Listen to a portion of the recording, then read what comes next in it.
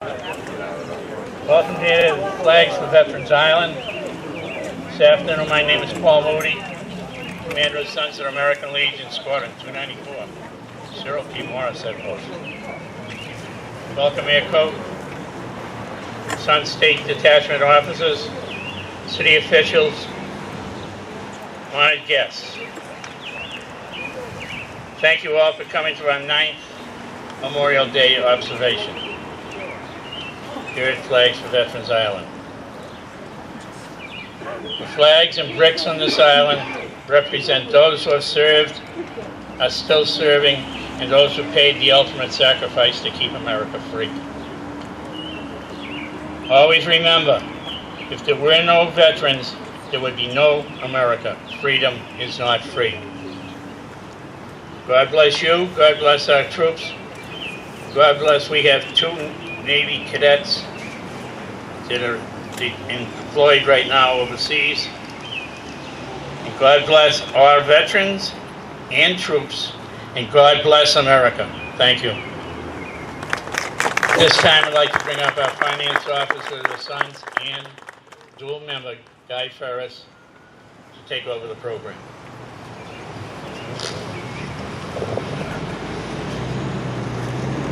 Thank you, Commander. Honored guests, fellow Morrisette Post family members, ladies and gentlemen. It's an honor for me as a dual member of both the Cyril P. Morrisette Post number 294 of the American Legion and the Squadron 294, the Sons of the American Legion, to be with you once again for today's Memorial Day observance at the Sons Flag for Vets Island here in Fort Square. Welcome to our 16th commemoration, including Veterans Day. By these ceremonies, we seek only to raise the level of reverence for our national symbol and bring increased recognition to all of our nation's veterans. The invocation will be by our squadron chaplain, Don Knight. Uncover. Thank you, Guy. Dear Lord, we ask that you bless this memorial service, and we thank you for this day, where we are given the freedom to make decisions for the betterment of our Legion, Sons of the American Legion, and auxiliary programs, to obtain knowledge and the wherewithal to better care for our veterans, how to combine these efforts for a better America, always being mindful that we are one nation under God. We pray that this will be our goal, knowing that when we place our trust in you, we are assured of your blessing.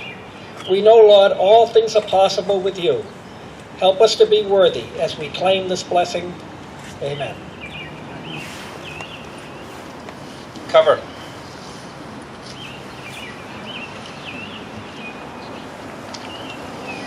Sergeant at Arms. Yes, sir. Bring the troop to attention and present arms. Troops, attention. Detail, what? Post the colors. Present arms. Present. Excellent. Sergeant at Arms.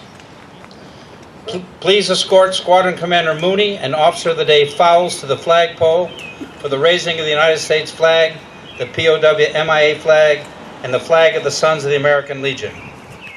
Our national anthem soloist today is Quincy's own Abigail Koffler. Miss Abigail, if you please.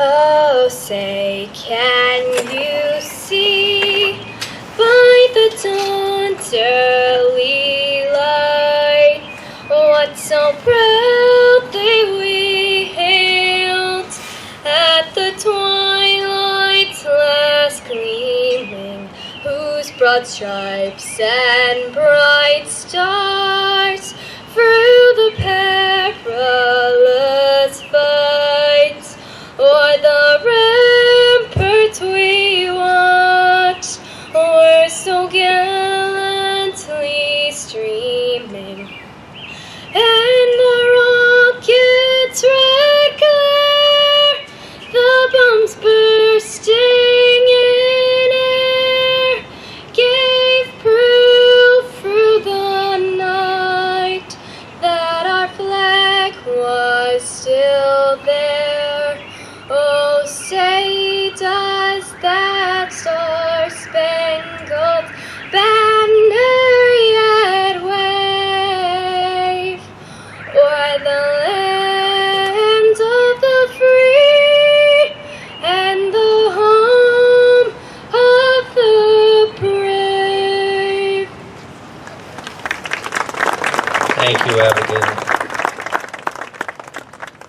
Sergeant at Arms, Yes, sir. bring the troop to order arms and parade arrest. Order arms. Order. Post. Post the colors. Parade rest.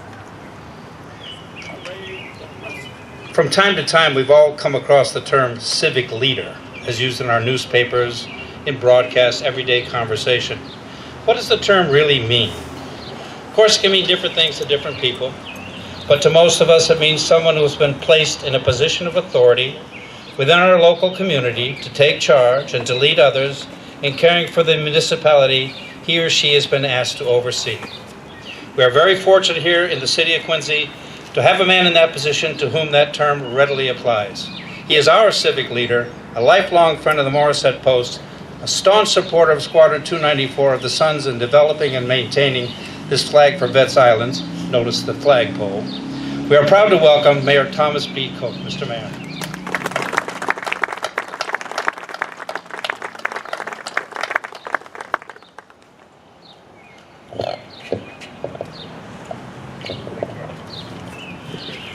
Thank you, Guy. Commander Moody and Major Davenport, distinguished veterans. I see our Council President Brad Kroll, Council at Large Noel DeBona, School Committee Member Paul Bergoli, joining us this morning. Distinguished members of our police and fire departments and Morissette Post and our ROTC, and of course the Boy Scouts, particularly the great work Kevin has led for the work on this island. This morning I had a few stops, and coming here I was kind of mindful of those stops. The first stop was the Sons of Italy Lodge, celebrating their annual Memorial Day Mass, remembering those that had gone before them from the previous year. From there I went to the Covenant Church on Whitwell Street, where two congregations were coming together to form a new entity at that church on Whitwell Street. And from there I went to Veterans Memorial Stadium to see the Cannons having a little open house, if you will, at the stadium, and then of course coming here. My point is that, both the Sons of Italy as well as the event at the Covenant Church on Whitwell Street would not be there, would not be happening today had not been for our veteran. The Constitution calls for the freedom of speech, the freedom to worship in whatever faith you're called. And it has been our veterans time and time again to defend those freedoms. So I'm very mindful on this Sunday, the Lord's Day, how grateful we are, how blessed we have been as a nation in so many ways. But one of those major blessings is the commitment, dedication, and service of a veteran each and every generation. So Paul, to you and your crew for putting this together each and every year. We're grateful. It's a great reminder for people driving by here that this flag really stands for something. I know it means something to each of you here today, and it certainly stands for a lot of our loved ones who have served this great nation in so many ways. So with that, I say enjoy the morning. Thank you to Morissette and the Sons for the great work you do. May God continue to bless our country, our city, and may God continue to bless our veterans. Thanks so much. Thank you, Mr. Mayor. Now call upon Squadron 294 Vice Commander and Quincy Councilor at Large, Noel DeBona, for his remarks. The mayor, having already identified our other elected officials, took that burden off you, Noel. Thank you, Guy. State Representative Tacky Chan is here with us as well, so he's right over here in the corner here. Thank you, Guy. Just to look back and reflect on the remembrance for Memorial Day, our men and women who made that ultimate sacrifice for our freedom here in Quincy and the United States of America.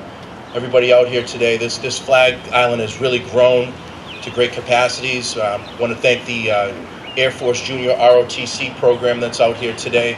They do a lot with putting up these flags, over 400 flags and over 500 bricks, as well as the Troop 6 Boy Scouts of America that help out, as well as all the other volunteers. Some of them are here today that help out on this island. And a lot of great remarks from a lot of different people about this island and how it's really been a tribute. I want to thank the mayor for all his dedication towards it.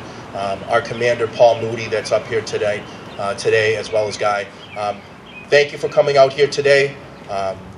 It's not raining now. It was raining earlier, and it held off just for us. So thank you for everybody being here today. Thank you. Thank Thank you, Vice Commander. And now I would like to call upon, for his remarks, a past national commander of the Sons of the American Legion, who currently serves as the state adjutant from right here in Massachusetts, Clifford Smith, Comrade Adjutant.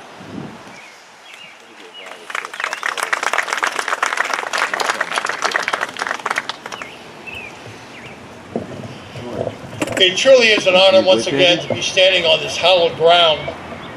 The preamble of the Sons of the American Legion begins with proud possessors of a priceless heritage. The focus of our organization is patriotism and aid to the veteran. And I certainly can tell you when you come around that corner, this island here bleeds patriotism. The heritage that we have today, the freedoms that we have today, came from those brave men and women who realized that that word was worth fighting for and even dying for. To this, we all owe them a debt of gratitude. And to those who are serving today, we are also grateful that they are the soldiers of today and the veterans of tomorrow. And I want to commend Squadron 294 here in Quincy for the wonderful work that they do, not only at this event, but for the thousands of dollars and the hundreds of hours that they give every year to the local community here in Quincy, throughout our state and our nation. We have a thing called a consolidated report that we put together, and I was working on theirs last night, and it's amazing. They gave over $8,000 away in different programs and gave hundreds of hours, and they should be commended for the hard work that they do in carrying on and helping our veterans and helping our children. It's been an honor to be here today. May God's arms be around our veterans and our people that are serving, are protecting our freedoms today. May God bless all of you, and may God bless this great United States of America. Thank you. Don't think he's here. In addition, we have with us our guest speaker, Major John W. Davenport, Sr., U.S. Marine Corps retired, Quincy Veterans Agent and past Commander of the Morisset Post, George Nicholson, the President of the Morisset Post Ladies Auxiliary and past Commander of the Morisset Post, commanding the Color Guard today, Kathy Lewis, the President of the Quincy Chapter of the Vietnam Combat Veterans Combined Armed Forces, Larry Norton, past commander of the Morisset Post also, and Squadron 294 adjutant and past commander of both the Morisset Post and of the Kavanaugh Chapter of the Disabled American Veterans, our bugler, Robert LaFleur. In addition, I think we have members of the Ancient and Honorable Artillery. Nope, they didn't make it. Okay, well, we're going to try. And of course, we have our color bearers from around the city to whom we are always grateful, as well as the Leatherneck Honor Society of Massachusetts. Now, at this time, I have the pleasure of introducing our guest speaker. Those of you who have attended these ceremonies in the past know that we like to select as our guest speaker someone with Quincy roots and an interesting life tale. Today's speaker meets those criteria to a T. Major John W. Davenport, Sr., U.S. Marine Corps retired, is a Quincy native and a 1964 graduate of Quincy High School. Following graduation, he enlisted in the U.S. Marine Corps. During 7 years of enlisted service, he attained the rank of Staff Sergeant. He was then selected for Officers Candidate School, graduated from the University of North Carolina, and received his officer's commission. The Major served in numerous assignments during 23 years of service to his country and Corps, until retiring as Deputy Adjutant of the Marine Corps Recruit Depot at Parris Island, South Carolina in 1987. Upon leaving the Marine Corps, John became deeply involved in the copy and reproduction industry. Following a series of successful positions in smaller companies, he later became Regional Vice President for the large company Legal Copies International. LCI was later acquired by Icon. Eventually, he and his son formed their own company, Document Technologies, now Epic Global. And it's become the largest supplier of copy and reproduction services to law firms in the world, with over 50 offices nationally and others internationally with over 8,000 employees. Now completely retired from civilian activities, John and his wife for 52 years, Joanne, split their time between Miami Beach, Florida, and Beaufort, South Carolina, and the occasional visit to Quincy. The Davenports have 3 adult children, 9 grandchildren, and 1 great-granddaughter. John Sr. is a member of the founders group of the Marine Corps Heritage Foundation, which is responsible for construction of the National Museum of the Marine Corps. The Major is also Chairman Emeritus of the Marine Executive Association, a nonprofit that's dedicated to assisting Marines in transition to civilian life. When Major Davenport first came upon this flag for Vets Islands, he immediately inquired how he might assist Squadron 294 of the Sons of the American Legion in carrying on our mission to honor our veterans by maintaining this display. Since then, he has become the single most important supporter of these efforts. We asked him a few times to speak, and we finally got a yes. He's here with his colleagues, Jim McTiernan, Paul Daly, Bob Petrelli, and Jeff Starr. Ladies and gentlemen, Squadron 294 proudly presents to you John W. Davenport, Sr., Major, U.S. Marine Corps, retired. Sir.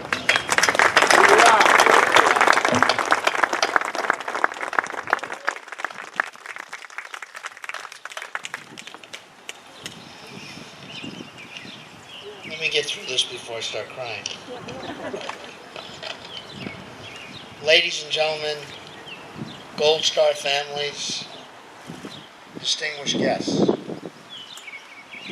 Over 50 years ago, many of us here today left high school and went off to serve our country.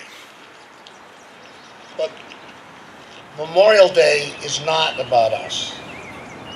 It's about those who sacrificed their life in service to our country. And it's about those people who sacrificed their lives so that we may continue to benefit from the privilege of living in this great country. We are here to honor their service and sacrifice. It's with sorrow and grief that we celebrate these splendid young Americans who were cheated of their future. In the epitaph by John Maxwell Edmonds, we are reminded by those who didn't return that when we go home, we are to tell of them and say, "For your tomorrow, we gave our today." Among the thousands who gave their today while in service to our country, we want to specifically speak of 5 who we know personally. First, my friend Jimmy McTiernan will say a few words about a Quincy Point Marine, Jim Kavicki, who was killed in action on March 21st, 1966. Jimmy? This ain't going to be easy. I'll make it quick. I lived at 517 Washington Street, across the street from the Naughty Pine. And Jim Kavicki, rest his soul, was my bodyguard because I was a punk. And I was about this big, and between him and Dickie Malloy, nobody fooled around with me. Nobody went near me. And I happened to be one of the last people to see him that night. I was going to make it through this. I'm going to. I love you. And I love Jimmy Kavicki. And he just came back from the Bay of Pigs in Cuba, or whatever you want to call that. And then he was going to Vietnam that next day. And I've never seen him since. So God rest his soul, and everybody else that gave it for us. Thank you.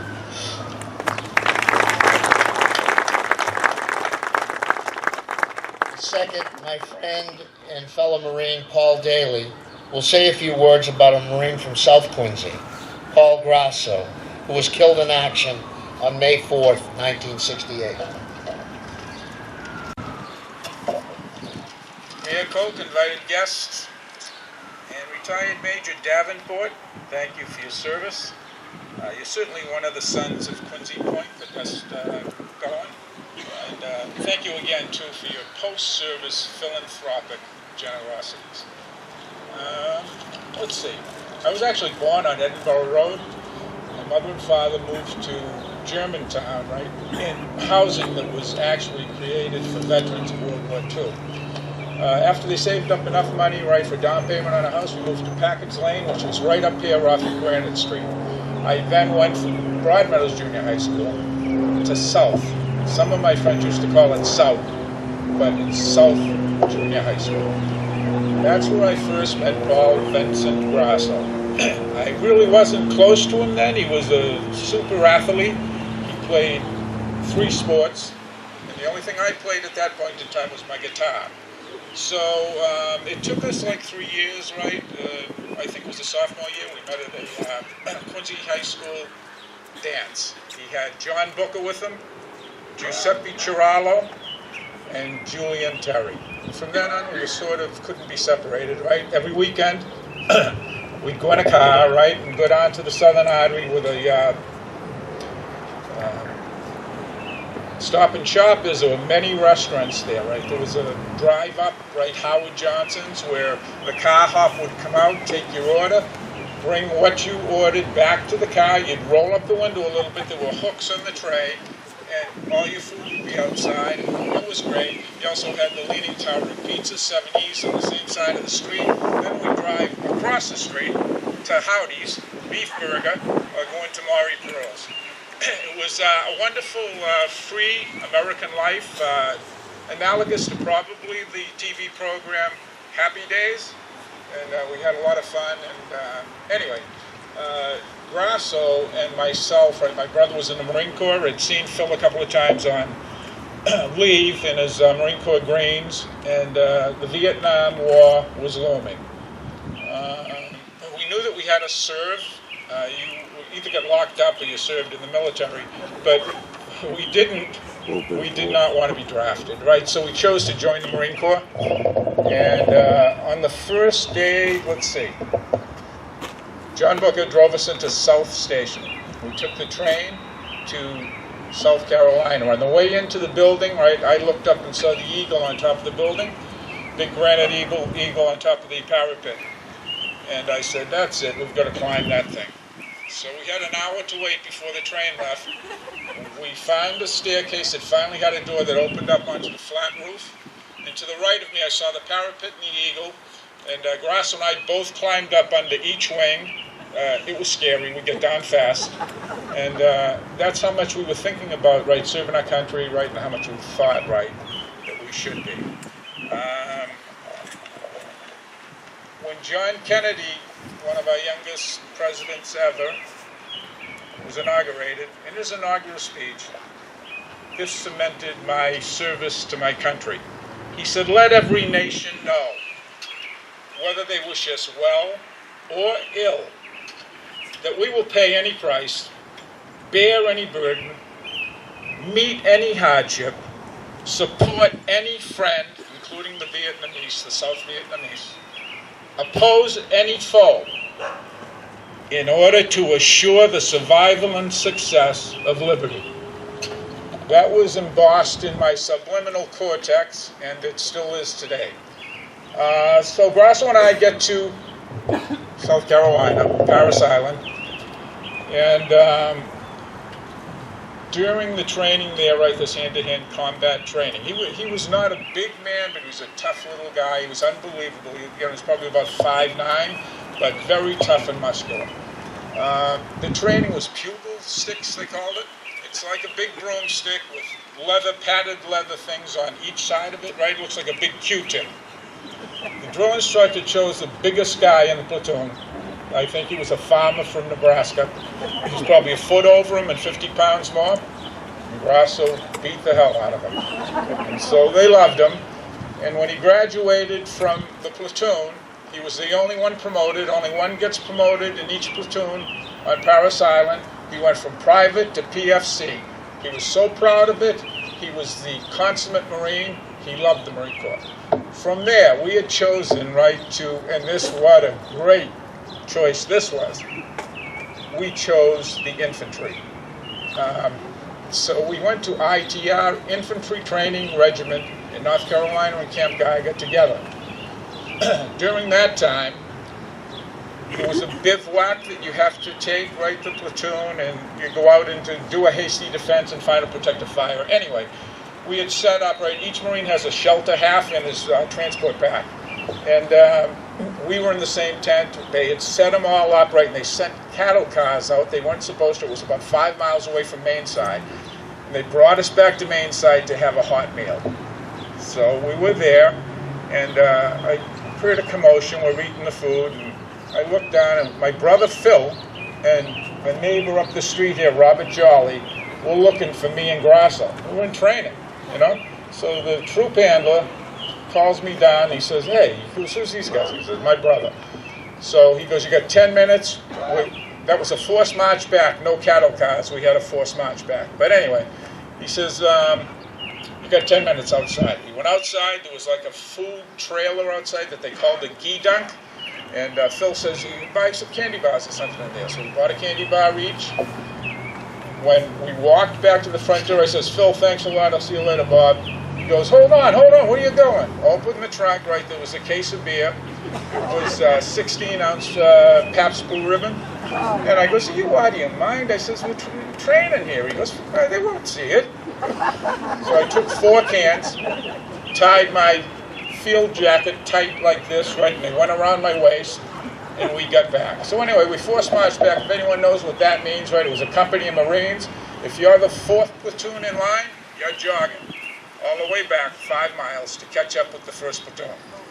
Anyway, we finally get back. We get into the shelter half. They always told you, take your boots off, right? If you can do it, right, you get circulation in. So we did that. They don't recommend that in a hostile environment. Keep your boots on.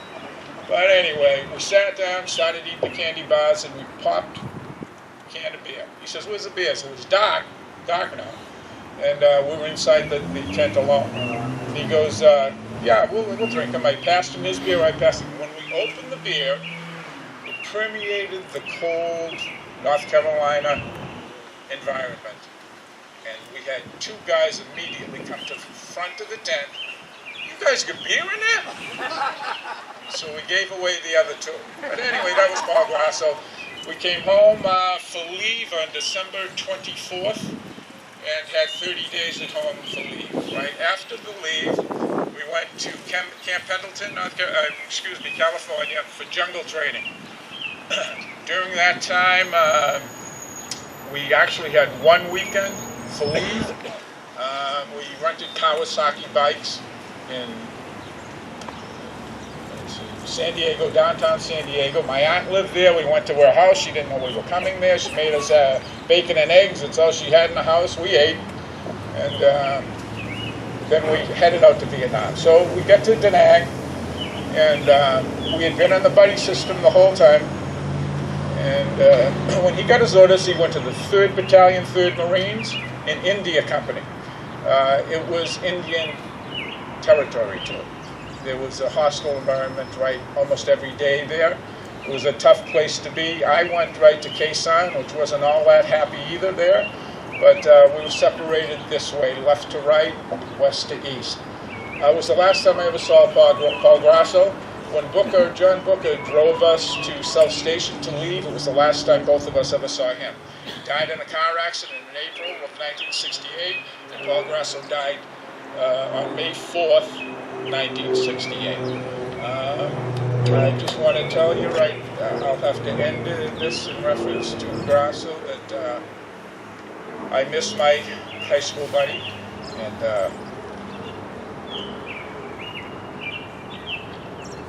my brother Marine, and I loved him. To all of us, right, we have to keep guard, keep a vigil against any enemy, foreign and domestic. There was a threat of nuclear war when we were kids in high school, constantly by Russia. They're not buried anywhere. They're still alive, and they're trying to come after us.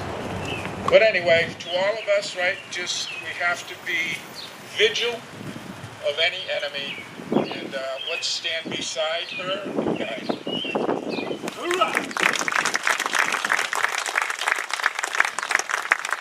Third, my friend and fellow Quincy High School class of 1964 classmate, Bob Petrelli, will say a few words about our classmate, Army Lieutenant Al Schofield, who who was killed in action on September 16, 1968.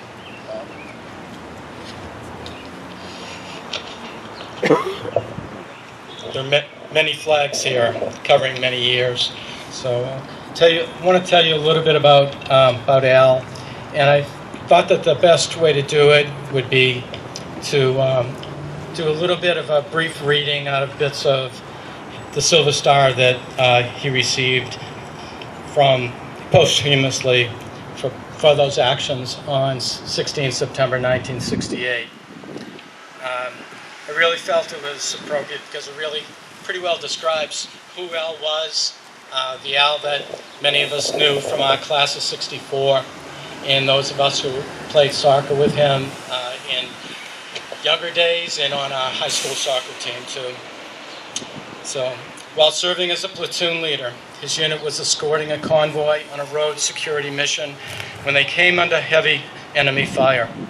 The lead vehicle was disabled, and Lieutenant Schofield's armored personnel carrier was trapped in the killing zone. The initial burst of enemy fire killed or wounded several members of his platoon. Hearing a plea from one of his wounded men, Lieutenant Schofield, with complete disregard for his own personal safety, braved the devastating enemy fire as he retreated to the ailing man. While carrying his comrades to the rear, Lieutenant Schofield was fatally wounded by an enemy rocket. His valorous actions were responsible for saving several lives and the successful completion of his mission. As a member of Class of 64, those of us remember him, and those of us who played soccer with him always remember Al as a leader. He was a leader from the time he was young and up until his final seconds in life. And he's a good friend to many in our class. Some personal stories, like after graduation, we went to the World's Fair. There were 7 of us who went, and Al included. And I won't tell you any more about that story, except we had a really good time. And we were all 17 and 18 at that time. Al left behind his immediate family, including his wife and his infant child, who was born shortly after he arrived in Vietnam. But Al, as many others, never got to see. Thank you, and God bless Al.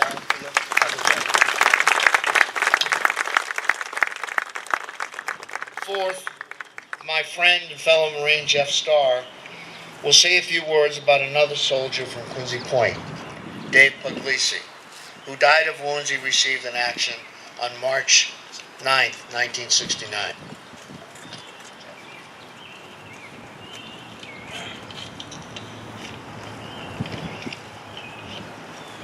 Dave was born January 14, 1949 in Quincy. He attended Daniel Webster Elementary, Point Junior High, and Quincy High Schools. He graduated in 1967.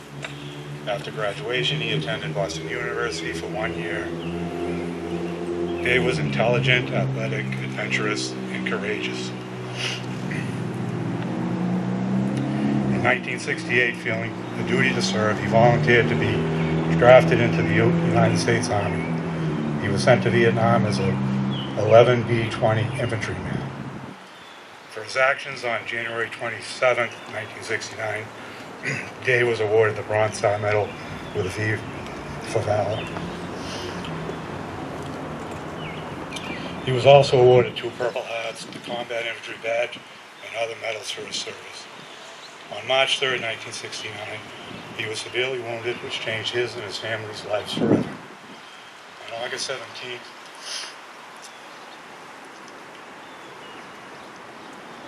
(1987), he died as a result of his injury.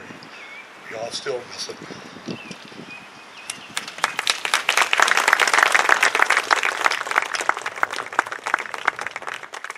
Thank you, gentlemen, for your tribute to these wonderful Americans. We salute them and all others who died in service to our country. Finally, I want to pay tribute to a fellow Marine from Quincy Point in Germantown, Ed Gargano, who was killed in Beirut on January 8, 1984. The Beirut Veterans of America have stated that our first duty is to remember. So as we celebrate this great country that we have, let us never forget the Americans who made it free.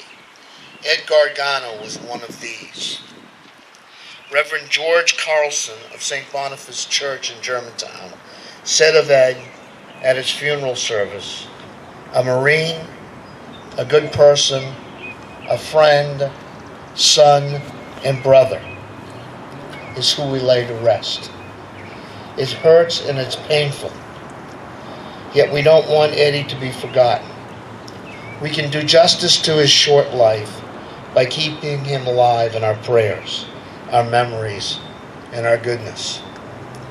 Ed participated in an action in Grenada with his battalion landing team, and then continued to Beirut, where he was killed by a sniper. To paraphrase General Patton, while we mourn Ed and the other Americans who died in service to our country, we thank God that they lived. We are strengthened by their courage, heartened by their valor, and respectful of their memory.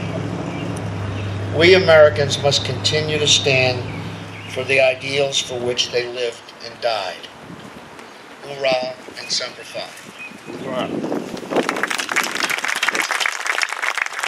Thank you, Major. Gentlemen. I'm also class of 1964, many hundreds of miles from here, but I was at that World's Fair for the Notre Dame Army football game. The first one ever played in Shea Stadium.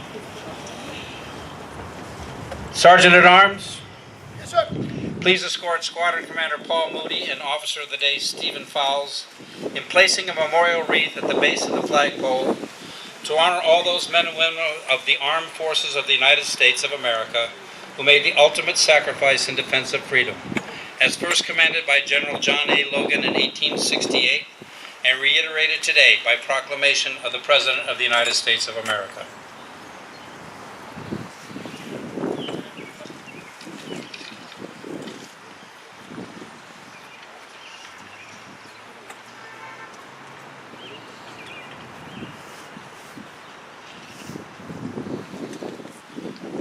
General Logan commanded us to strew their grave sites with the flowers of springtime, which we have some flowers around here that we think represent that effort.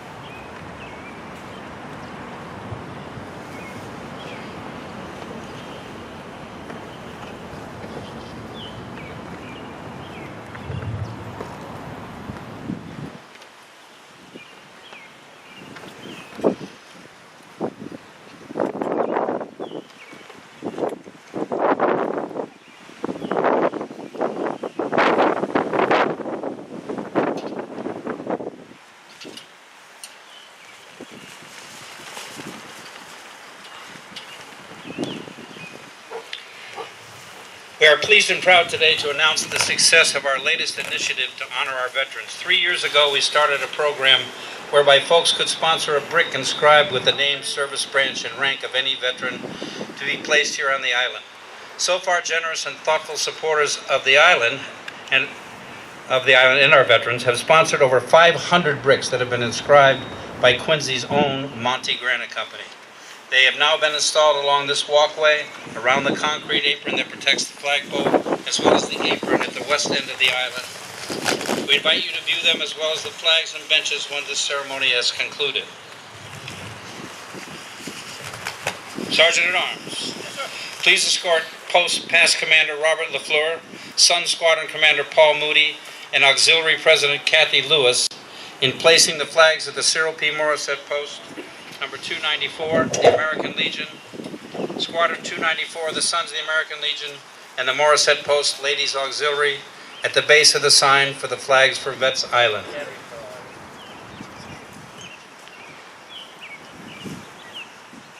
There's one poem written a long time ago that fits this occasion.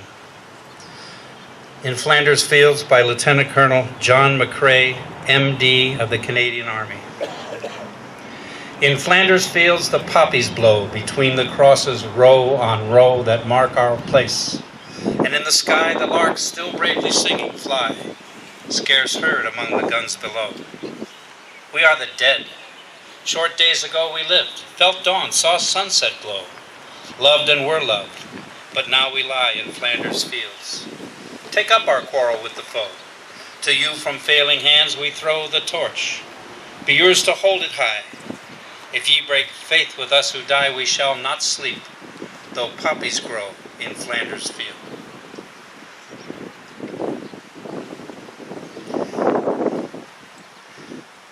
Squadron 294, the Sons of the American Legion, with the approval of the city, maintains this island and its flags for vets display during the fair weather months. With the addition of that magnificent flagpole, courtesy of Mayor Koch and the city, the Stars and Stripes now maintain a year-round vigil. It is the intention of Squadron 294, the Sons of the American Legion, to return here every year on a Sunday prior to Veterans Day and on this Sunday before Memorial Day weekend to repeat these observant ceremonies, and we invite you again to join us on those occasions.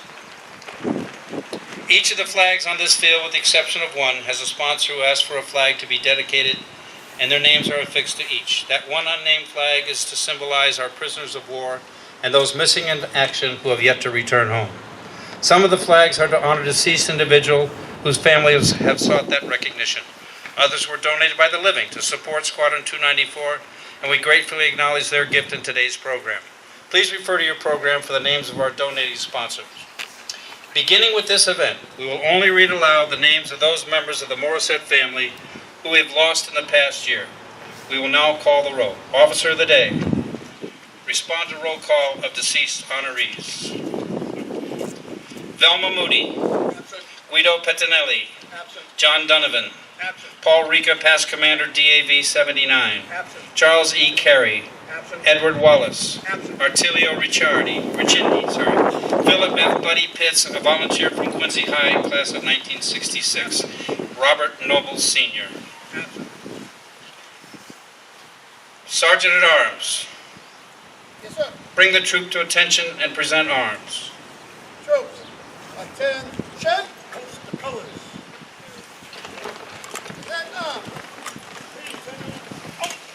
In tribute to all of our honorees, have the firing detail fire a volley. Detail, fire volley.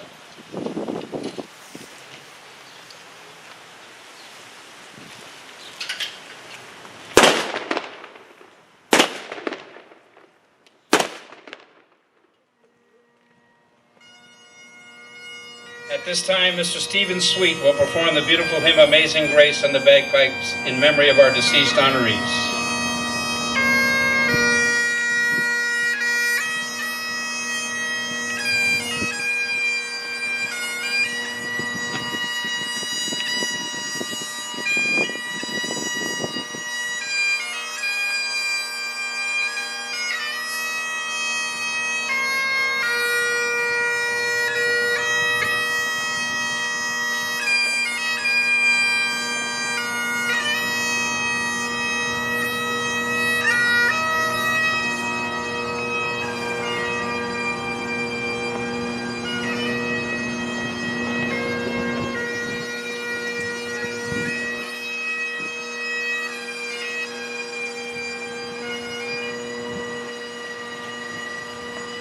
In honor of all our deceased honorees, the buglers will now sound taps in echo. Buglers, sound taps.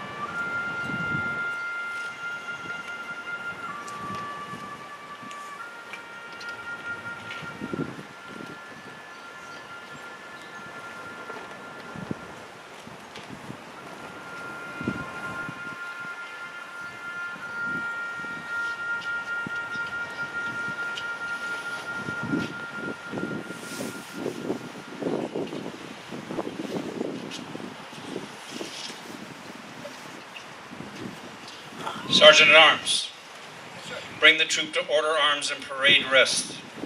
Troops, order arms. Parade, rest.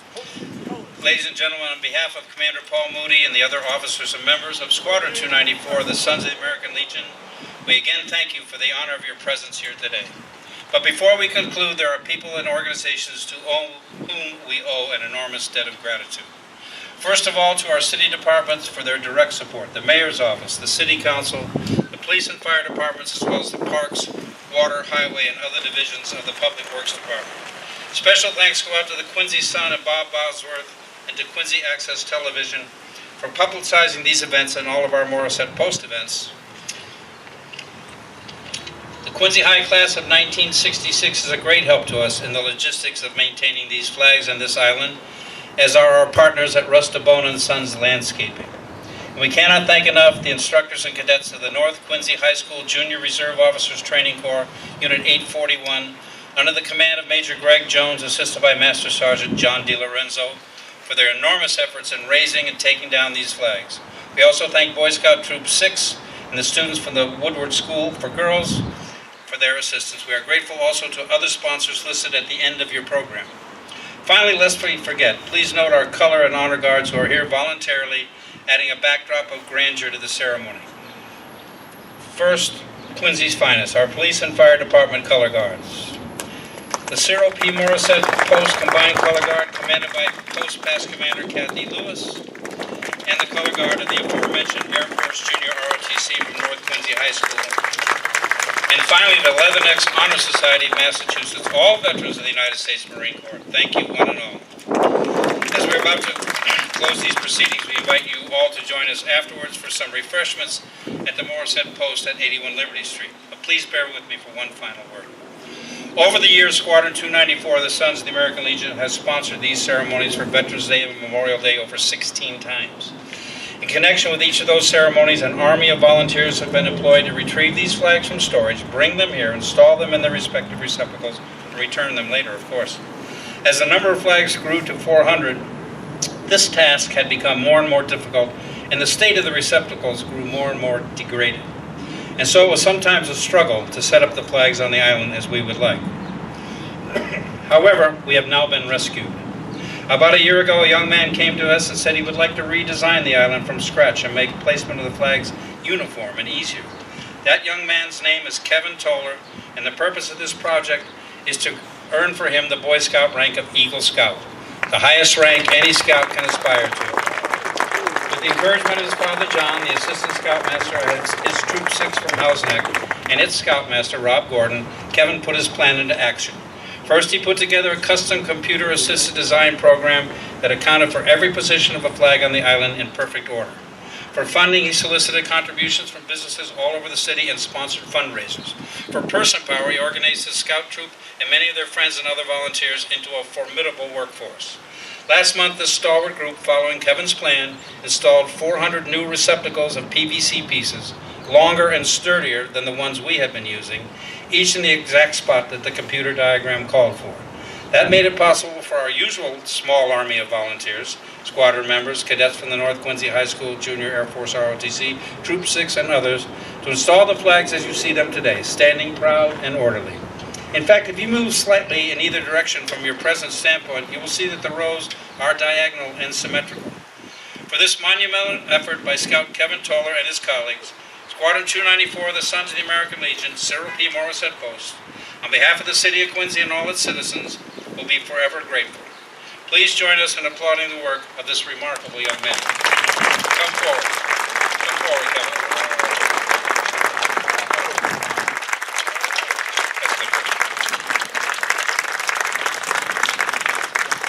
The chaplain of Squadron 294, Don Knight, will offer benediction. Uncover.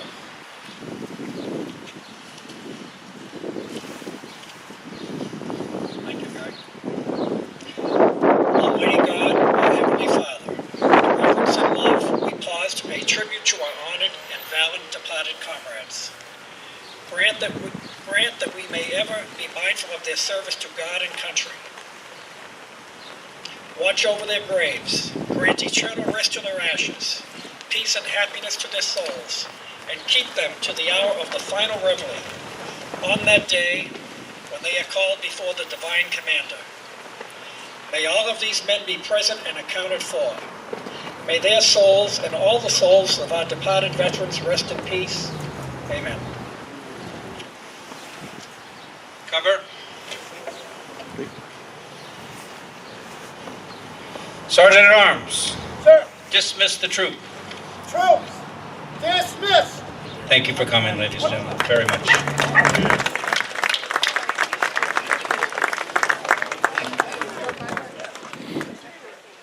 What's good, George? A little teary-eyed maybe on caps, but that's to be expected.